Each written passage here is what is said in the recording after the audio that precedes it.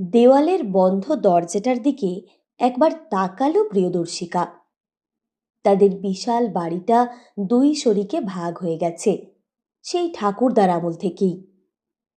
ছোট ঠাকুরদা তার ছোট বোন, স্ত্রী আর দুই ছেলে মেয়ে নিয়ে থাকতেন ওদিকে।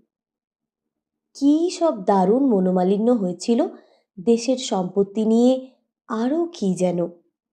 ব্যাস, মুখ দেখা দেখি বন্ধ। ঠাকুমা কিন্তু ছোট যাকে নাকি ভালোবাসতেন খুব। বৃদ্ধ বয়সে প্রিয়দর্শিকার কাছে গল্প করতেন।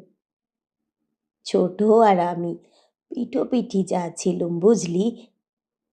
খুব ভাব ছিল দুটিতে।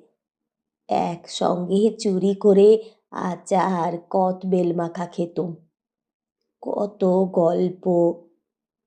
ওর ছেলে মেয়ে, বড় খোকা আর অরুণা তখন ছোট ছোট। তোর বাবা সামান্য একটু বড়। তখন থেকেই তো শরিকানি ঝগড়া, বাড়ি ভাগাভাগি। তারপর তো ননদ মানে মীরার বিয়েতে সেই কাণ্ড। ঠাকুমা উদাস হয়ে গেলেন। প্রিয়দর্শিকা ঠাকুমাকে পান সেজে দিচ্ছিল। বলল, দুজনেই মারা গেছিলেন না? সেই পিস ঠাকুমা আর সদ্য বিয়ে হওয়া বর। হ্যাঁ রে, বিয়ের পর শ্বশুর বাড়ি যাবার পথে গাড়ি উল্টে গেছিল। ভালোবাসার বিয়ে ছিল, জানিস তো। তখনকার দিনে বরপক্ষ বামুন ছিল না, মিত্তির। ছোট থেকে চেনা, সেই নে ধুমধুমার কাণ্ড। মীরা বলে তাইলে বাড়ি থেকে বেরিয়ে গিয়ে বিয়ে করবে। আমাদের শাওরি তখনও বেঁচে। বললেন, অমন মেয়ের মুখ দেখবনি। তোর ঠাকুরটাও খেপে গেলেন।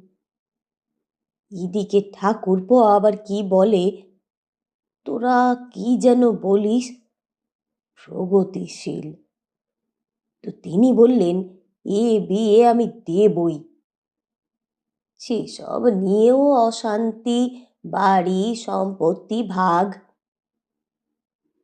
প্রিয়দর্শিকাও অন্যমনস্ক হয়ে ভাবল, আশ্চর্য, এরকম একটা ঘটনা পরিবারটি কেমন যেন হয়ে গেল। দুর্ঘটনার পর ঠাকুমাদের শাশুড়ি নাকি বেশি দিন বাঁচেননি। ছোট ঠাকুরদা কেমন গুম হয়ে গেছিলেন। ছেলে মেয়েদের ছোট বয়সেই বোর্ডিংয়ে পাঠিয়ে দিলেন।